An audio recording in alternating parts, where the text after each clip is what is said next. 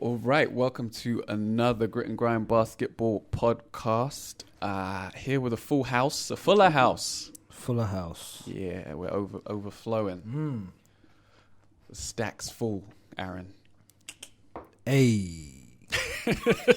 I'm not sure what that's a reference to, but I know. Right. That's why I said Aaron. He gets it. We are here with a big group of people. So I'll start off with opposite me, IOB. Chris done 4 and 1. He had a triple single. Don't worry, Aaron. Next to him, Aaron Barrientos. Statman is back. Good to be back. And opposite him, we have a special guest, newcomer to the podcast, Jason Dike. Yeah. I don't have a jazzy intro, but shit. And of course, me, your host, David Sagoe. We're going to do a special episode today, special evergreen episode today on sneaker culture. So we're going to jump right in. I did just want to start by paying homage. Sneakers have been a big part of basketball culture for the longest time. Absolutely. Longer than I ever thought it was. Really? The actual first sneaker to be marketed as a basketball sneaker was in 1917, the Chuck Taylor All-Stars. And they sort of dominated the basketball sneaker world popularity right up until the 1960s. Right through the 1960s even, until Nike came in 72 with the Nike Bruin. And then that led into the first signature sneaker in 73, which was the Puma Clyde. The Puma Clyde.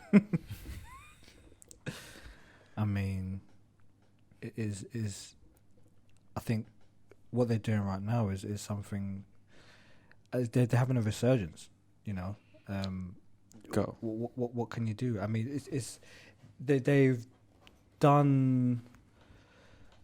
I think what they've done is very smart in looking at the current climate of players that are coming out of the draft, and they've gone young, but they've gone with sort of the best, but not necessarily the most obvious choices.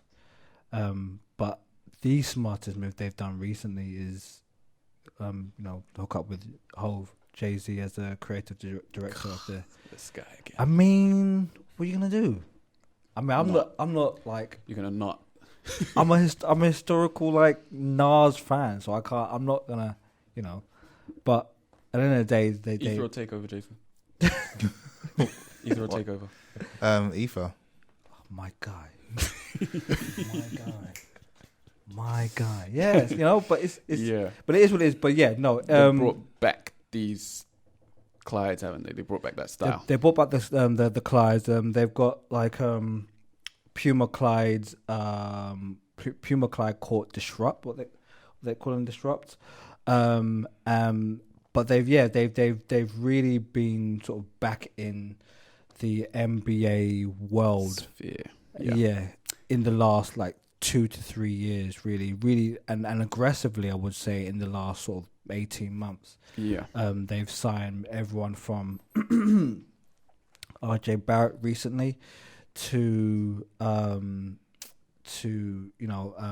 Marvin Bagley, to RJ Barrett's teammate Kevin Knox, who's actually Kevin Knox the second now. And and also they've also signed Skylar Diggins from a WNBA, which is a really, really good move by them. Yeah. And but I don't know. I think I do really like the Puma Clyde sort of Puma Clyde court disrupts, but I'm not necessarily a fan of the what they've got coming this season thus far. All right, we'll get to that. Yeah, we'll get to that later. After that came the Dr. J's in 76.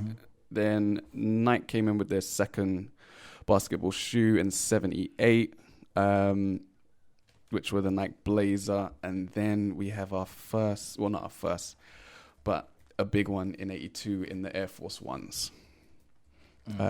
Worn by Moses Malone in the league. And then 85 were the Jordans, and I guess the rest is history, man. So, we have a guest here.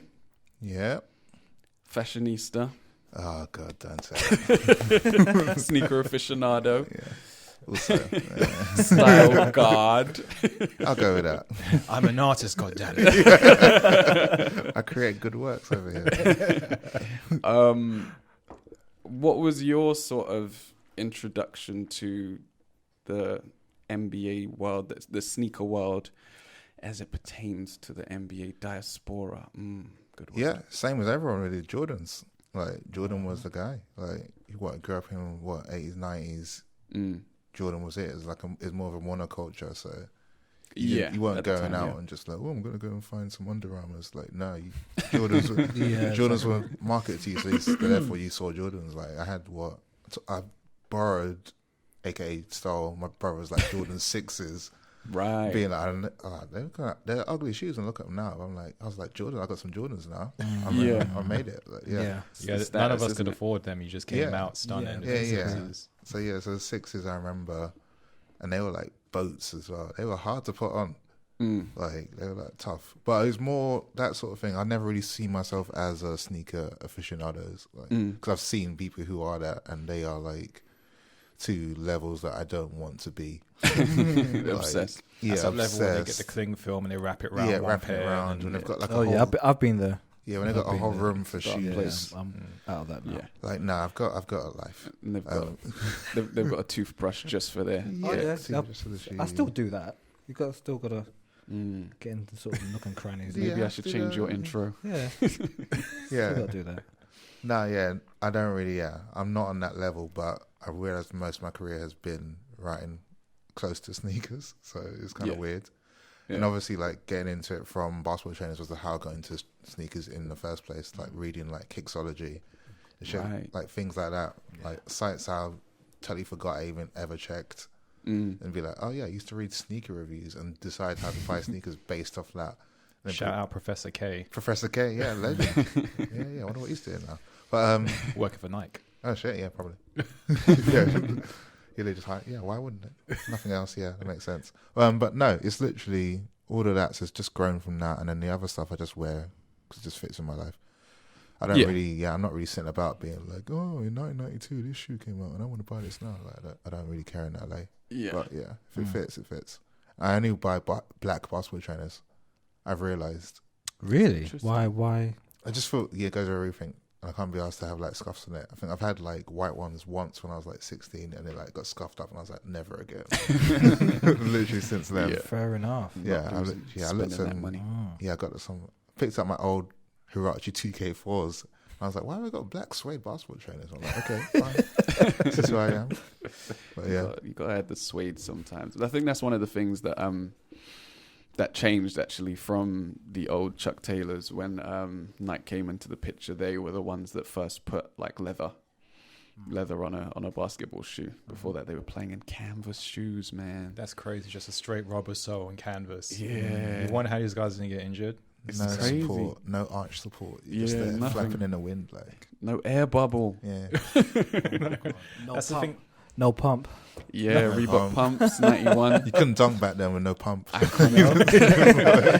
hold up. Coach, call a timeout. Like, wait. Air back in my shoe. That's the thing about Jordan shoes. Like you mentioned, they were really clunky, and that's because you had plantar fasciitis. Yeah. So you had to have a really like structured shoe. But if you weren't Michael Jordan, who cares? You know? Right. Yeah, for me, they were just a heavy ass shoe. So I was just like, cool, all right. Yeah. But it's often the players that sort of push the brand of push the signature shoes through. So if we enter the 90s, we've got some iconic kicks. 95, the Air Max Pennies. Penny was dominating in the early 90s. And then 96, I can't believe they were that close together. Before there was the answer, there was the question. 96, Reebok signed Allen Iverson, and he went on to become a cult favorite. And my first shoes were actually Iversons. Oh, sick. Not the Questions, but much later, the 8s. I think it was the 8s.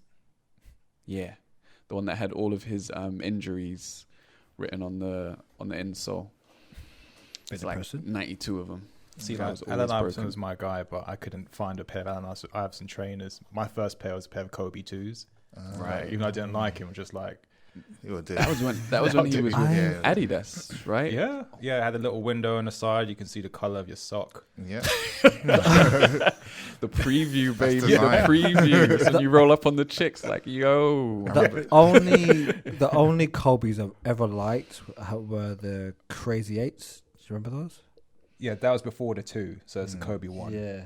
Those are the only Kobe's I've ever liked. Right. I really like the, not because it's 97. Good, but I like the Kobe space boot ones from Adidas. I think those are the Freeze. The Freeze, yeah. They just look like a spaceship on your foot.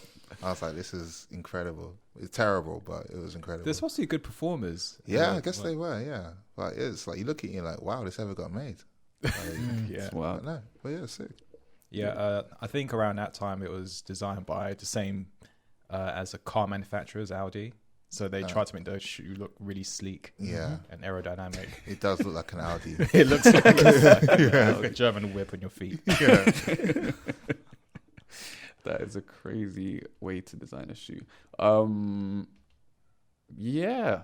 And then I think we kind of end up getting fast-tracked into modern times. Signature sneakers kind of made a comeback with the Kobe 5 in 2010. I think that was the Kobe system. And Nike started to push a lot more branding internationally. And their campaigns became a lot more grand again. But I want to rewind a little bit back to the early noughties when Nike made that advert where there was the music made out of basketball noises. Oh yeah, that one with the bouncing of the ball, the freestyle. We went to the freestyle campaign. Did you guys go to it? No. Yeah, we went to the freestyle, so we went there, and it was back when you had to like do mad and one tricks to get like noticed. Right. So we were over there, standing in the middle of the court. There's the court, no hoop. We were just bouncing the ball, put it underneath our shirts, punching it around ourselves, like doing some silly, ridiculous tricks. And I'm just like, what is this? Just being like, bouncing the ball, just hoping to get that T-shirt, which we did. We got the freestyle. Yeah, because what happened, it was an Earls Court. You had a bunch of freestylers, a few judges walking around. Yeah. And then if you did some tricks, they'll give you a shirt. Then you go in the middle, and then you can perform and go to the next round. Right. If you didn't make it to the next round, they'll just take the shirt off you, and you're back out again and doing the same thing. Oh, see. So what we did, we just got to the next round and kept the shirt. Yeah. I was like, cool, we're not going to win this. So. Right. Cool. I still got that shirt. You got rid of it. I know. Like, silly.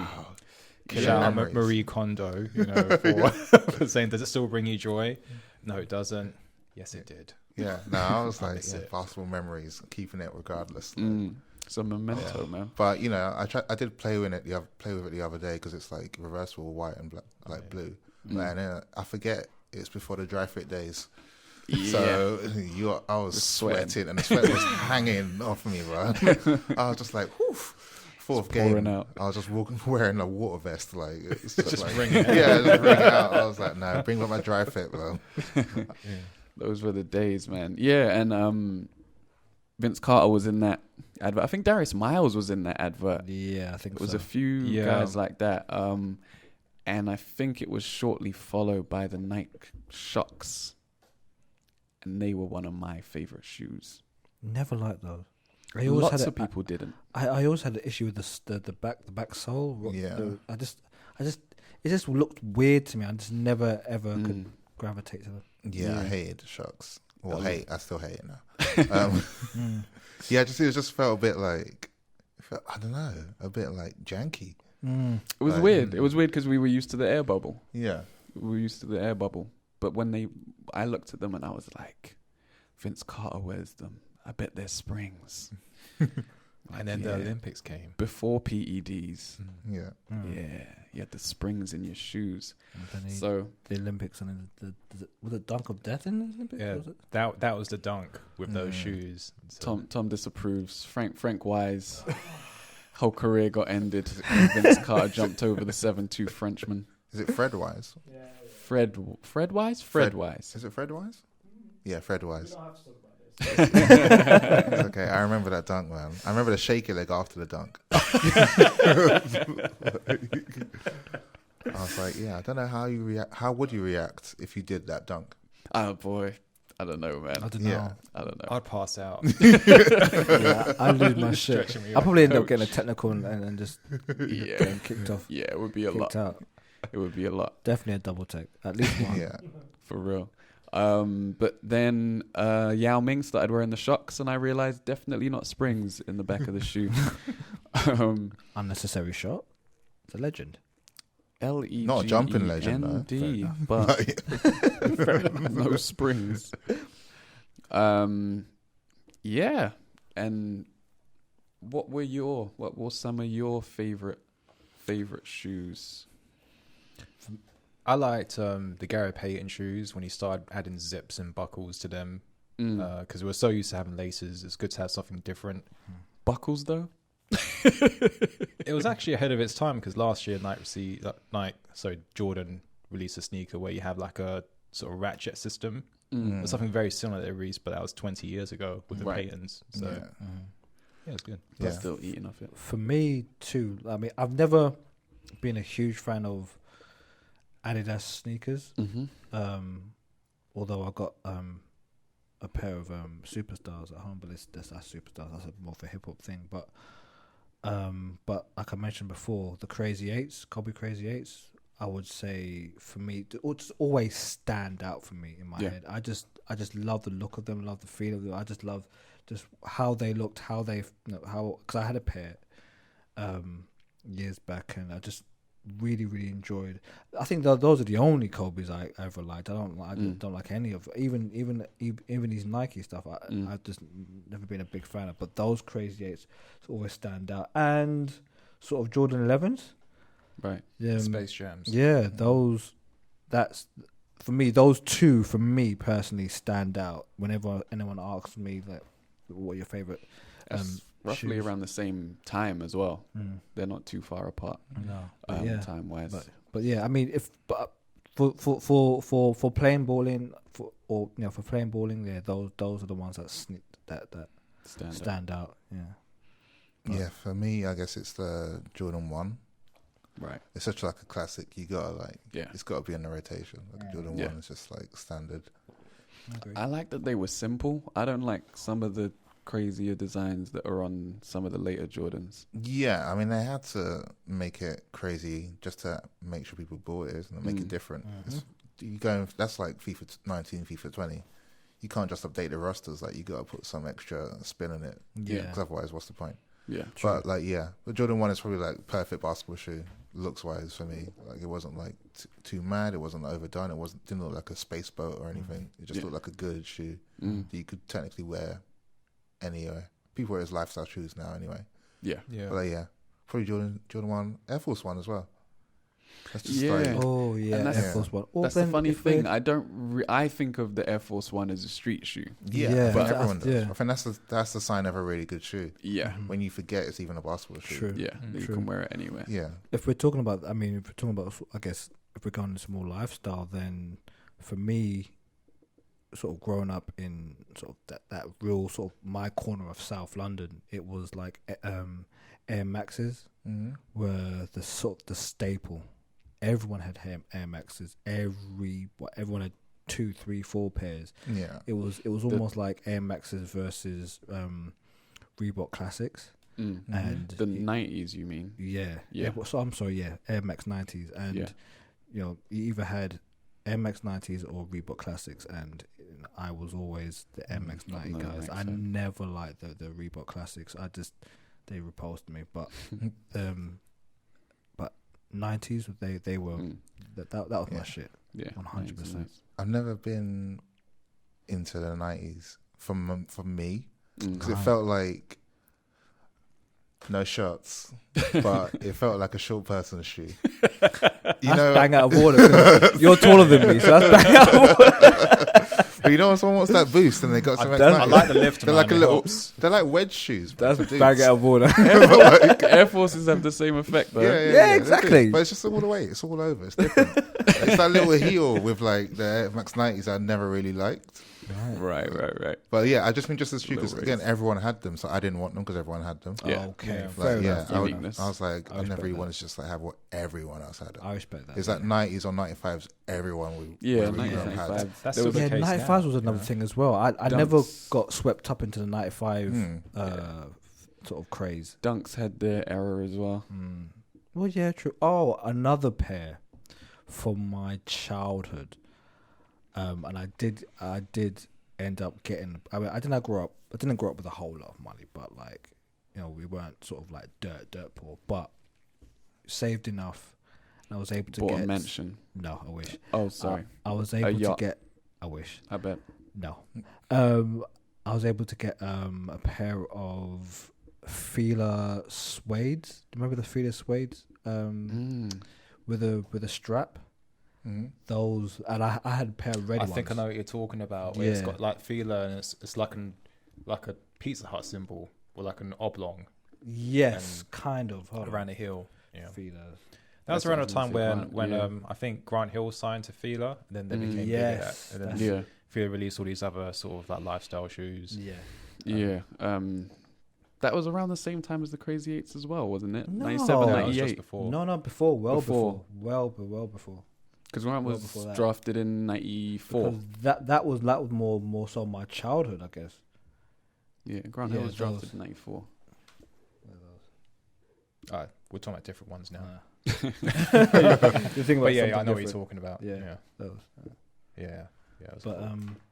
yeah, no, those are the ones from. I think it was weird because it was like, I don't know, it almost came out of nowhere, really. Yeah, because. But everyone to be had another them. brand all of a sudden. Everyone was just on top. Back then, I was living in Brixton. I was not originally from Brixton, so but everyone had them. You just either had them with a strap or you didn't. And if you didn't, then you weren't really on the in, really. Yeah. and did you tie the strap or did you leave it out? Oh, good question. Ooh. Good question. You always no. You couldn't tie the strap. No, you had to leave it out. Flapping? Yeah. Okay. You had to. If you strapped up, then you just looked crazy. Okay. Really, I mean, it just kind of kids' logic. Yeah. Sort of is it like tucking in your blazer or something? You just looked off. Tucking in your for the most shirt part into your white for the most part when we were at school. No, for the most part, I mean, you'd be all sort of tucked in, smart and whatnot. But the feelers, the straps will be out. Will be loose, and But like those feeler suedes. I can't think of the name of them, but the actual brand name of them. But yeah, they were. Yeah. Also for me, F13 premiums, I think. Yeah. And one. Yes, I'm glad you mentioned that. Yeah, and one shoes. Whenever I had the Spree Wells. It's for me. It's mad to remember that the Charles Spree had a signature shoe. That's insane, man. I had them, wore them. They did the job at the time. They're proper. Like if you want to play outside, you wear M1s. That's the thing. Like they made shoes for outside. Yeah, like the rubber is harder. Yeah, but they also made those post-game shoes. Like I'm not sure if you remember, like the sliders. Or 2 chillins. But I never liked N1s. They were just all. They seemed ugly to me. They were always that's London things. Yeah, here we go. Always some of the ugly trainers. But it's N1's a lifestyle, man. No, I don't disagree with you. I don't. I mean, there's a basketball podcast. Yeah, I don't disagree with you. But I loved everything about N1. Everything about N1. But I just never could sort of crossover. No, I would never sort of gravitate to their shoes. Yeah. I wasn't a fan, but I loved everything about N1. I was just like, okay, I've seen Volume 3, I've seen Volume 1 in really grainy format when you couldn't even see what was going on in Volume 1. So I've seen all that. I was like, I'm in now. whatever you make buying. Less than standard def. Yeah, it was less than that. Was 180p, man. That was like, I remember being like, "What's going on? It's 10 just frames blocks per second. Yeah, 10 frames. I was like, I saw Skip's doing something crazy, but I can't see what it is. Like, When Homeboy jumped over the car, it looked like GTA 1. I remember in the Skip one as well, because they didn't film so much of his best highlights. They just talk about them. Yeah. But the crazy thing he did, he did it behind his back. I was like, either show it. Yeah, show us. Yeah, just don't talk about yeah. it. Yeah. Why are you talking on a DVD? Yeah, I remember that. Yeah, but no, because of that, I was like, I'm in now. Yeah. Because you had to buy. For a time, you had to buy the shoe to get the tape. It wasn't like you couldn't get it separately. That's how they were pushing Yeah. it. Yeah, So how like they were let's say you pushing had to get. Yeah, so I remember I had the tape because I had to buy the shoe. So it's a 1-for-1 deal. It wasn't like, oh, I just got the tape and I love it. And you couldn't just. It wasn't YouTube time. Nah. You couldn't just go and watch it Before on YouTube, like yeah. watch Yeah. it on It YouTube. was like Lime Torrents. It was Real Player. Yeah. Real play. Real player. Yeah, real player. Real Player. Yeah. Wow. LimeWire. You just said real player. Oh my Woo. days. That's right. That Taking takes you back. me back. Innit? Real Player, Winamp. All those, man. Yeah, Winamp was Winamp. that was my thing. That was Tom knows. Yeah. That's how you had to rip the CD. Yeah, You rip the needed CD. the Winamp. Downloading Do you know how many albums track by track. skins I had for Winamp? I don't know. I had well over 100 I different. got skins jazzy with the for- skins for Winamp, man. Facts. You had I was to. like, all right, here we go. Styling Facts. on You 'em. had to. Oh, you had to. If you had the standard default, like you're looking at. Yeah, I was like, oh, it's just Blue. Yeah, just blue. What are you That's doing nice. with the That's like- blue? That's Yeah, baby the shit, orange. man. How am I going to play my Napster tracks? Yeah, I remember all the time having to download a single song over 2 days. Like, oh my Are god. you mad? I had an 8-song playlist in them days, man. No matter what people say, we Oh. got it going on. Shouts to Yeah. the Queen. No, that was me downloading Snoop Dogg's Jump Off. Downloaded the whole soundtrack from Volume 3. The 4 songs. Being like, oh, MOP New York, cool. Got that. CNN Invincible, cool, got that. It's a sick playlist. It's 15 minutes. Yeah, right. 15 minutes of gospel On action loop. right there, on loop. Those are the days, man. No. See, the thing about And One is like it wasn't a signature athlete that brought them to the forefront. No, it was like it was New a York culture. street thing. significant. Yeah. Yeah, It was a Yeah. culture. like now you have like new brands like Under Armour's not new, but it was new in the basketball scene. You have Yeah. Steph Curry. Yeah. Yeah. New There's always Balance. or like Anta with Klay Thompson. There's Yeah. always Anta, a star Lee- player. Leaning with Leaning, Wade. yeah. Yes, correct. Wade. Correct. Yeah, Kawhi Leonard, New Balance. I mean, they've tried to make a bit of a comeback and one as of recently. Yeah. They signed Montreal. Montrezl Harrell. Yeah, Montrezl Harrell. Allegedly. Well, no. Oh, no. They it did was, sign it him was and official, then- and then he kind of. No one's too clear about what happened, but he kind of just sort of walked away from the deal. He signed in June, and like He just basically a stone's throw from October, and he's like out the deal now. So no one understands why, but Yeah. you know. Have you guys read? There's an ESPN long read on And1 and like the rise and fall, Yes, and it I was have. like No, I haven't. illuminating. have. You should give it a read if you haven't. But it's illuminating as to how it fell and how they can never recapture it. Like, oh, really? Yeah, Yeah. because like without basically you had a bunch of people behind the scenes who were suits and didn't get what is actually popular, Oh. and so they're the people in charge of it now. So they're not going to understand why people gravitate to it in the first place. Right. Correct. They're too detached from Yeah, the they're too culture. detached. They think, oh yeah, we can just sign a good player and therefore people love And1 again. But it's No. not. That's not how it's going to happen. No. That's not going to happen again. And plus, there's only so many players between 5, 6 big companies Correct. who are all bringing out. They're throwing money at these kids. Exactly. For Puma to even get the people they have is a big achievement. Aside of how much they're paying. Absolutely, Yeah. absolutely. So you have to do that, and then obviously you've got like Nike and Jordan has a connection with people's childhood that you almost can't pay. Absolutely, You can't pay for that. You can't. Like, Right. and One so sec. with that, once you bring that, you can be like, we've got Nike. Look at this advert we did in '92, and some kids be like, I watched this advert and it made me want to play with basketball. You can't beat that as a memory. Like they want to sign that brand. So yeah, no, you're absolutely right. And on the back of what what you're saying about Jordan, and one were that they were the culture heritage brand, but like you said, it's now run by a bunch of suits, and they just don't get it. You can't. I think if anything, and one were and are the only brand that was sort of built by the culture. If that makes by the sense. streets. They By captured the streets. Yeah, they captured they were the the streets. energy of the course. streets and you give can't it back out. You can't, and for better or for worse, they can't necessarily remove themselves away from it. And I don't think sort of the basketball community even really wants them to remove themselves away from it.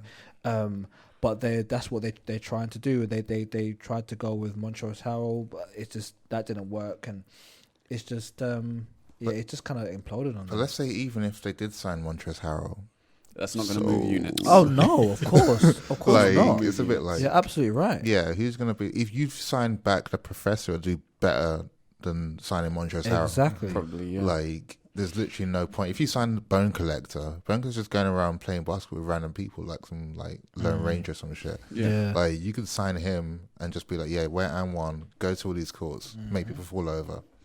Boom, that's it. That's a better sales deal and more interesting than... Because it would be interesting to see what they would do in today's climate with YouTube, with House of Highlights, with Instagram and shorter clips. There's all these... That's all opportunities if you're smart. Like, House of Highlights, opportunity. Partner with them. Be like, get some clips for you guys. You got Bone Collector's going to take everyone out, put him on there.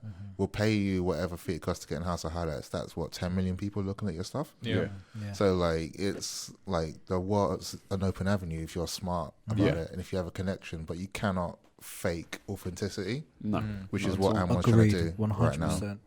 So, yeah, I mean, there's still a really good chance, which is why they're still being kept going by Moneyman, I'm assuming, because there is people still really connect with it. Yeah. And people just forget, as same as Jordan is for, like, us, and one is for kids coming up now. Yeah. Who have been, like, I don't know, like 8 or 9 when mixtapes were coming out. They remember it and they're like, oh, yeah, I'd wear that. Yeah. Yeah. Came out. So, yeah, there's a real, like, opportunity if they were, like, smart. If they, smarten up and take advantage of it. They hired the right people and the right team, Yeah, but that's another story. There you go. See, like, this is what I was refreshing to have. I'm not sure if you remember Starbury, the Starbury. Oh, yeah, of course. Like, they were cheap. He made them cheap on purpose. Exactly. They're like $20 for a pair of trainers. But then obviously you need someone behind it, like some suit or some guy. You need a smart business guy and a smart person who knows and can connect with the customer. Yeah. And it was just one shoe. But if he kept that going, imagine how many like kids in the street in New York would have been wearing Starburys. Yeah. Or like if we had them available in the brand. Exactly. Alongside and one. You know, it's that sort of culture that you could have had. Yeah, there's still a lot of room for a new basketball brand. You got Lining is trying things, but it's not. They didn't mean to rhyme, but that's. I mean, they're Chinese owned brand. Like they've got a lot of money, and they've been very strategic. I never really understood. I still don't know who buys them outside of. Because I've never seen them around on basketball courts, or I'm not too aware of any other basketball players outside of Clay. Clay's Anta. I'm sorry. Outside of Wade. It was Wade that was rocking them. Yeah. I mean, there are a few, but it's still not like. I mean, with Lining, do they need more than the China market? That's what I was going to say. Good point. If they've got the China market, then they're fine. Because I remember I went to Japan, they were just like, a lot of brands do not need to go abroad. No. They can make all their money and live comfortable lives here. So why would you bother? Yeah. So they can just use one guy, one NBA guy, one ex-NBA guy, and that's all they need. Yeah. And then that's enough to sell to their clients in their like home base. And that's kind of it. Like it goes to show that all of these big NBA players make that trip out there to try and sell their shoes out there. Yeah, Wade was doing that whole tour. Huge. Wade did that whole tour for it. Like, he went all about playing all these random kids. Yeah. This is post prime Wade as well. Wade. This is like retired Wade. Yeah, but he's respected because he's a champion. He's a champion. Yeah, of course. Yeah, and that makes all the difference in that market. And then you saw those clips all on House of Highlights, so like it makes sense to like do that. It was nice and easy for them to like go out, do a tour, 5 stops. Yeah, like someone will try to like cross you over or something. Someone's gonna try and do it because why don't you try if he's there? Of course. And then whatever happens, it's a good clip. Yeah, because no one's really gonna come and cross over Wade really. Yeah, if you've played like 2 times a week Like, I think it's not the same. Like, wasn't that one tour that LeBron did? And there was a rumor that something happened to him, either he got crossed up or dunked on. No, that was the dunked. They said he got dunked on, but they like deleted the footage, and then the footage came out anyway. Yeah, and then but it wasn't even that bad. Like, he got dunked nearby. Yeah, and the guy that did it came out and told his side of the story, and apparently there was a reward if you dunked on him, and then they did it, and then it got squashed. So he was sort of like, well, like, I only really did it. Like, you're playing with LeBron, you don't really want to be that dickhead that's going extra hard because it's the off season for him, right? And he was pretty much like, I only did it just because they said there was a reward. Because and then, they put a bounty on his head. yeah, and then they sort of hushed the whole thing, and he just thought it was weird more than anything. That's just one of those things where some like smart person in marketing has been like, oh, let's do this, it'll be funny, and then like, oh no, it's happened. What do we do?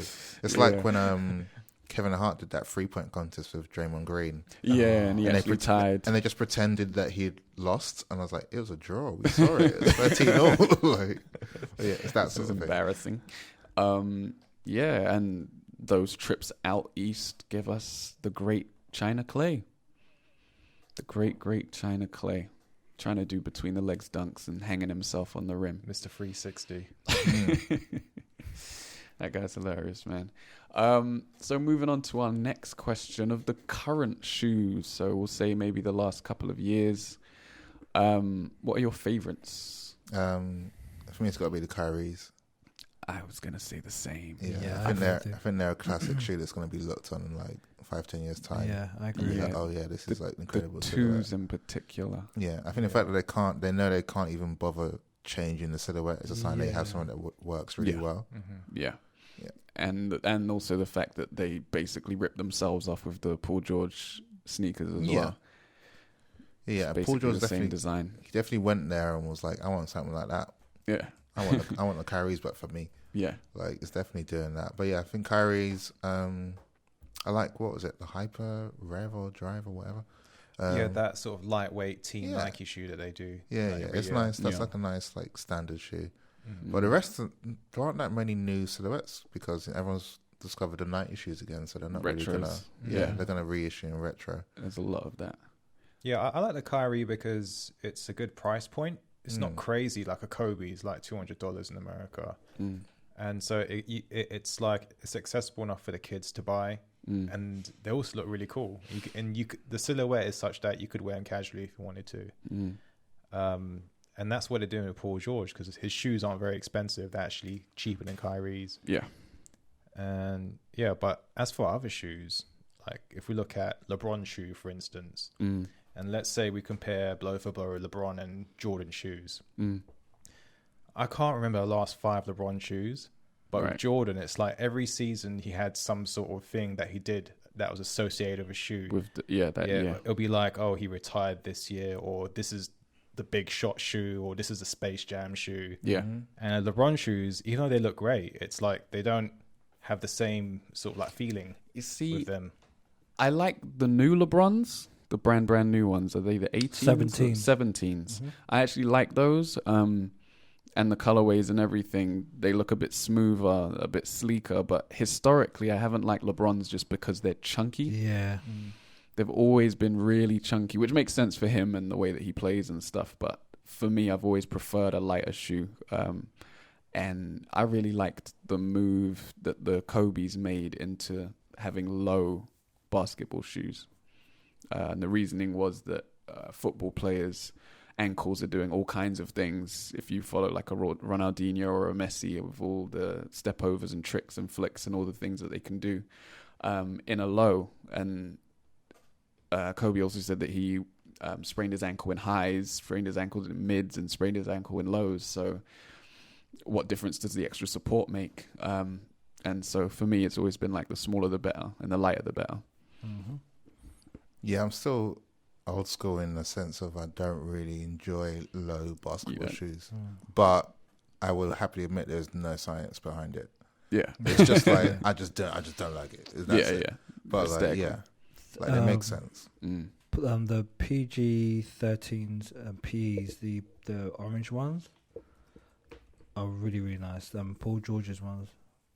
Oh, the freeze. Yes. I Have you got them in there? No. These ones here? He won't be wearing them in orange no more. Yes, love those. Won't be wearing them in orange anymore. I mean, why not? He's wearing white. He's wearing the white and the blue now. I mean, yeah, but they're still nice. The colorway is gorgeous colorway. But yeah, outside of that, I mean, I've been ranting, for the longest about sort of the Puma Clyde Court disrupts.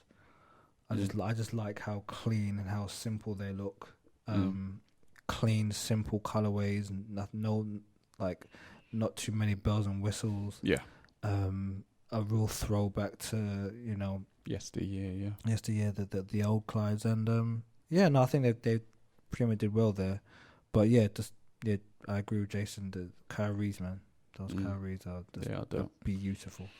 Yeah, I feel like I ruined everyone's answers by choosing Kyrie. No, not at all. Not at all. No, but I feel like they are dominating the market in a sense. Like, obviously other shoes sell, but I think it's pretty much a consensus around the place that they're definitely the best looking Nike shoe on the market. Yeah, I think they're pretty much best sellers as well. Yeah. Oh, they do sell like crazy, yeah. So it's like, and it's because the whole basketball market is like on the downturn. So partly. No, it's like performance, like someone's actually selling the shoes. Overall, it's on a downturn and has been for like a while. Oh, yeah. Overall, yeah. So like Kyrie's are still like doing their job, but overall, it's a bit like it's not really, because obviously basketball shoes are lifestyle shoes, really. Yeah. And why people like them because they're lifestyle shoes. Yeah. Not everyone's a high class athlete. Yeah. You're not gonna actually go out and fucking like dunk like Vince Carter because he got some shots. Maybe But next at the week. same time, I mean, like, I don't think like they're gorgeous. The LeBron 16s. I don't think there has been. I'm not even. I probably won't even count the Kyries in this vacuum. But I don't think there has been a basketball sneaker that has captured the imagination of the average person, or the average guy, for a long time. For a very long time, in a similar way, and it's harsh to kind of like compare it, but in a similar way as Jordan's did back in the day.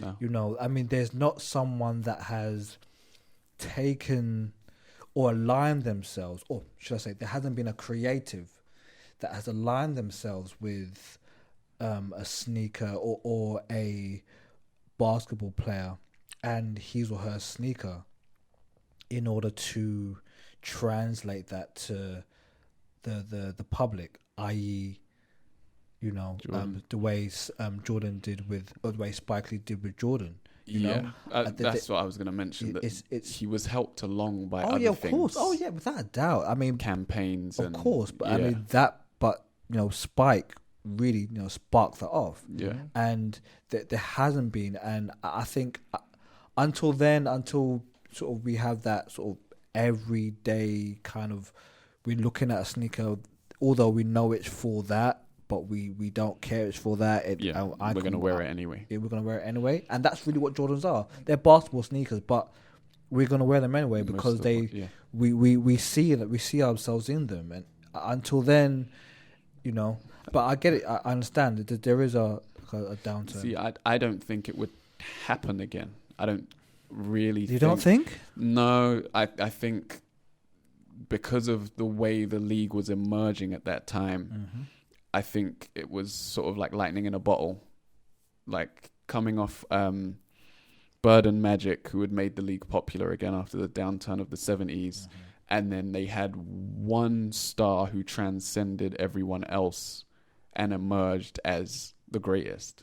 Like, Michael Jordan is the greatest. And unless someone comes and maybe dominates, it'll just be difficult. It's difficult to do something that's been done already. Correct. Also, aside from that as well, but also like just the fact that most basketball shoes just don't fit with most people's outfits now, which is another key thing which people sort of overlook. Like, just doesn't high tops and chunky shoes No, doesn't yeah, look you're right. like Yeah. You're right. good with like what skinny jeans and whatever. Yeah, the fashion. So that yeah. sort of thing, like the fashion angle, is very like important. Does it fit into your lifestyle? Does it not? You're not going to change your lifestyle or your style of outfit for to a pair fit of the shoes. Yeah. Whereas before it was the other way around, isn't it? Yeah. Okay, it's Jordans, let me dress around it. Yeah, and dress then around match it. a hat. I wear matching hats and baggy shoes. That's quite interesting because what's his name? Theo Cephalosha, who just Thabo Cephalosha, who just recently signed with the Houston Rockets. Yeah. He had a reputation of wearing Nike Air Max 90s on court during games, and that blew my mind. I was like, okay, but I was almost expecting kind of Nike to kind of take advantage of that and see whether he's not big enough. I mean, he's not big enough, but does he have to be able to sell that? Yeah, he kind of does. Because Sheed wore Air Forces.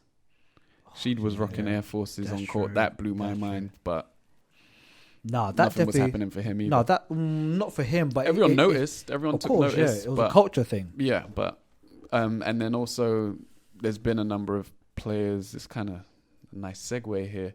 There's been a number of players that have played in Yeezys, which brings us to the ugliest shoes. Yeah. We can go through the years and current. Anything by Anta. Anything. There's Under Armours. The ones, the curry ones. When he drew the flames on them. Twos? Yeah, I can't remember which one. The white and white, triple whites. Yeah, the triple whites. The Seinfeld sevens. Yeah, the dad shoes. But that kind of sparked the dad shoe wave, right? Nah. That was happening before that. Nah, yeah, was it already happening? It's fully under effect by then. Then why didn't it just fit into that? Some people try to, but nah, you don't really. There's enough choices out there. You don't really have to do Under Armour. That's a step too far. Right. That's undercover cop. Because it's a brand. So, yeah, that's. You can only wear them if you're wearing a wire. Yeah. Yeah, that's real. The Curry 2, straight fire, man, straight fire. Yeah. What else? What else? The space boat Kobe's. I mentioned before is a shoe I love, but because they're so horrible. Yeah. Have you guys seen notorious? These? I've seen them. Yeah. Right. Yeah. From my least favorite shoe. Those the space boat. Yeah, the chunky ones. God, they're just weird. This weird to look at. How could he? Who designed those? Look at them. Yeah. Amazing. Yeah, come on, man. Adidas, baby. Yeah. No. Adidas have made some absolutely you don't atrocious. on your feet? He did do that advert where it looked like he was going to do a 720. Oh, yeah. But then they cut it. Was that while he was still with Adidas? Yeah. So that's just before the trial. Yeah. Yeah. Let's talk Way to bring it down, Dave. I'd forgotten about that advert. I loved that. Yeah, what else? Ugly shoes. Obviously Yeezys. But it just depends, it depends on what you like. If you like shoes that look nice. There's like some expectation that basketball shoes are supposed to be ugly as well. Yeah, there's a bit of like function over fashion. I mean, I feel that way about a lot of Jordans. I couldn't tell you the numbers off the top of my head, but there's certain ones that I just thought were hideous. Yeah, I've got a lot of basketball trainers and I would never even try and wear them in a lifestyle way because I don't want to. They don't fit with that, but they fit perfectly if I'm going to go on court. And that's it. Like, there's hyper revs, I would never wear them. Like, going to the shops, like, for what? But anywhere, basketball court all the time. But other shoes, like running shoes, I'd wear any other day. That's the thing, like runners are stylish because you can have different textiles and all that stuff and they look good. Like, but when you have a blocky sole and blocky, chunky sole and it's in the middle of your leg, it's a bit weird. But I don't know. I think it's a bit more so I hate, what's the other ones I really didn't like? I don't know, actually. I think the boat shoes, the big space boats are the big one for me. There's some later and one models, and I was like, oh, even There was an An 1 trainer. It was a KG signature shoe, and they shaped it like a foot. Yeah. No. Tell me they didn't have the crease between the big toe and the second toe. I don't know if it rocks your boat, mate. I'm sure you can put it in there. Like they had a cut, like it was like a big toe, and then it sort of tapered off. Damn, man. Yeah, that was a lot. That was a lot. I remember those times. A lot of the Adidas shoes aren't always the most attractive. Yeah. I can't even remember. Especially then, the early 2000s. Oh yeah, that was a rough time. Yeah. When they had McGrady the T-Max, and Tim Duncan, I think, was Adidas as well. Did he have signature shoes? Yeah, he did. But big men don't sell shoes. The Shaq shoes. Yeah. Oh yeah. Yeah. They sold. I mean, Shaq stuff like they did. I'd do well now, to be honest. The Shaq Attacks. Of course. Oh, those ones. I didn't like those. Like, they always sort of messed with my eyesight. I couldn't. The zebra looking. Yeah, I could never sort of look at them properly. Sort of. But all the other ones, yeah. Didn't he have his own brand as well? His own shoe brand. Yeah. Ewing had his own shoe brand. Ewing had his own. Those shoes. were classic. I like. If I could get my hand on a pair of those, I'd cop them. You would go back and get Ewings were dope. Get some classic Ewings. Look at that logo. That's ugly. I like the Jordan 3 ones he's done clearly to the left. Yeah, no. The elephant print. Yeah.